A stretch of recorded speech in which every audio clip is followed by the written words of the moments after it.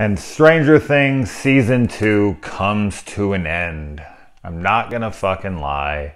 Make fun of me all you want. I teared up a lot during this episode. A reflection on this season, I seriously have almost zero complaints. It is better than I could have imagined it to be. Like, it's everything I could have wanted. You know, going into this season, there's so much hype surrounding it. There was so much excitement. There's so much hopes, so many desires, so many, things you wanted out of it. And I honestly feel like I got every single thing I wanted and more. So, yeah, I couldn't be more pleased with the season. Fuck, man. Thanks to the Duffer Brothers and everyone involved in this. What an incredible, incredible follow-up they gave us. Anyway, let's get into this episode. A lot of these things are going to be things that I'm like, oh man, this made me tear up a little bit or made me sad. First off, when 11, she comes through the door at the end of this last episode and at the beginning of this one, she comes through and he just they go in the other room, Hopper and Mike, and they just Mike goes at him. He's so angry. Why did you keep me from her for a year? You fucking robbed me of her. And I get where he's coming from, and I get where Hopper's coming from. He wanted to keep her safe. I mean, he even admits it to her. No, I just can't lose you. I can't lose another daughter. And it just, that was another scene that got to me. And I like when 11 comes in and Max is like, "Hi, I'm Max," and she's like tunnel vision, cold shoulder. That was pretty funny.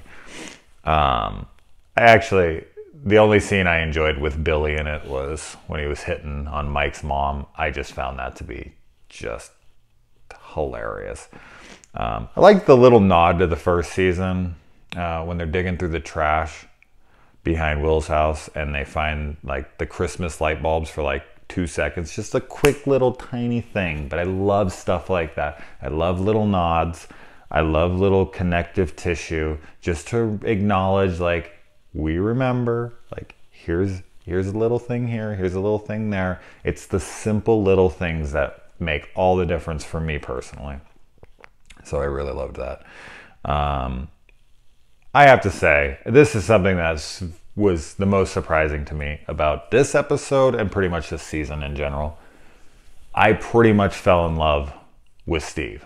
And I wasn't expecting that at all. I thought he was going to be, especially when Nancy and Jonathan started exhibiting signs that they were going to pursue this, and especially once they then disappeared together and ended up fucking.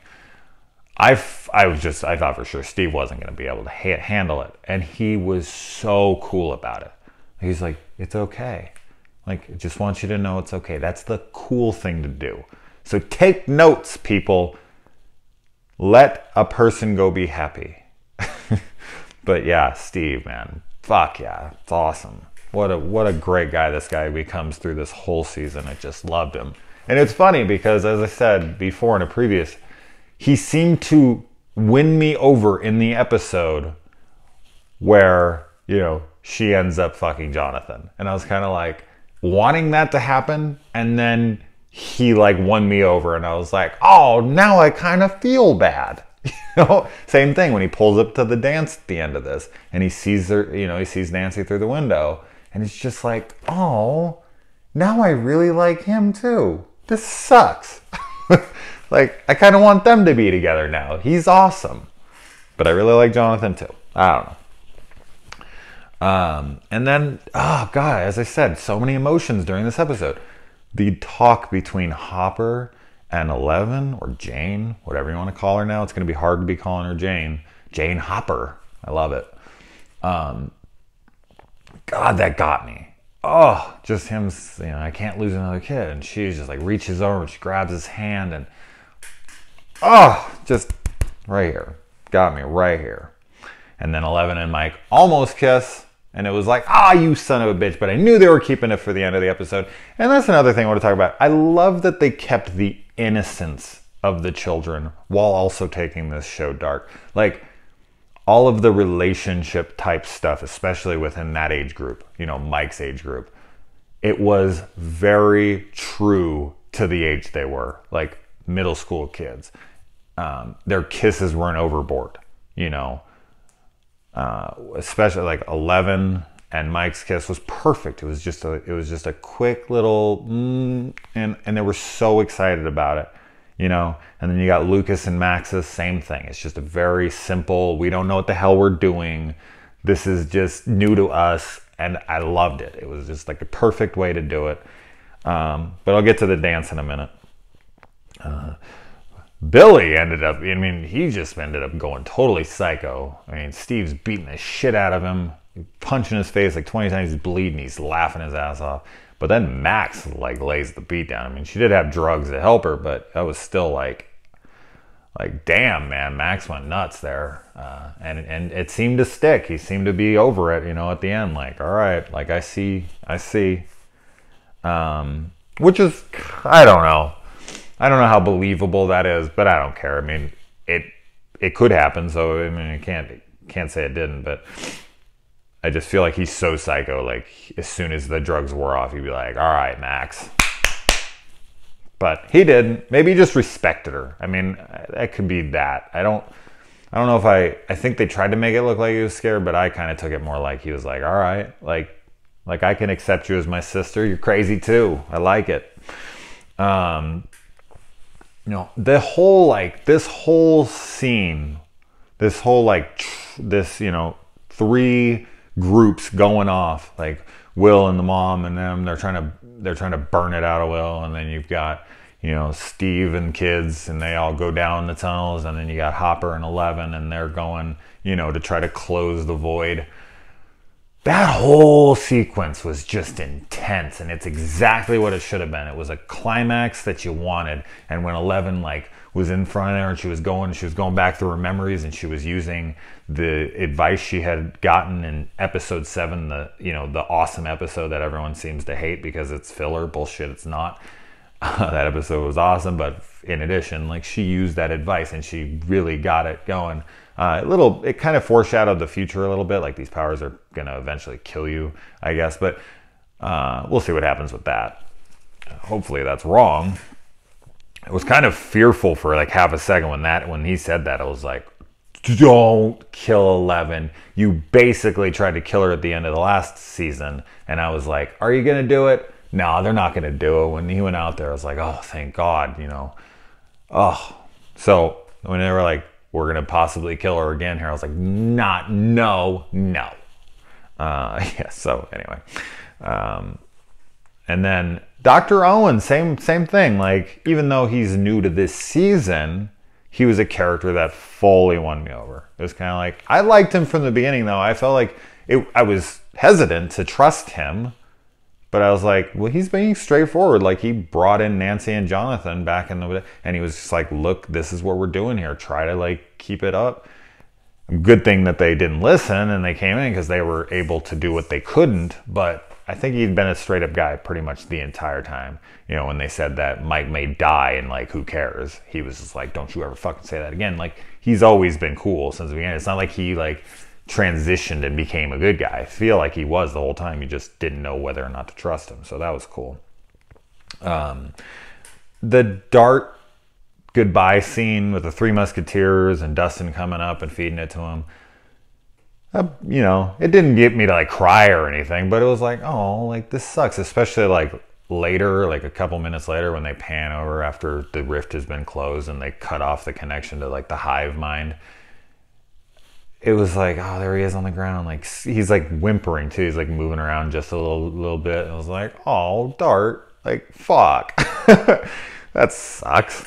Yeah. So, and then the whole 11 versus the portal scene, like, that was so cool. She like lifted up and her face was like going black and she was screaming, and that thing was like trying to come through and she was blocking it like some fucking, it reminded me of, Harry Potter, when him and Voldemort are going at it and their wand powers are hitting, it's like, and she's like pushing it back, like, no, you're not coming through. I'm closing this shit.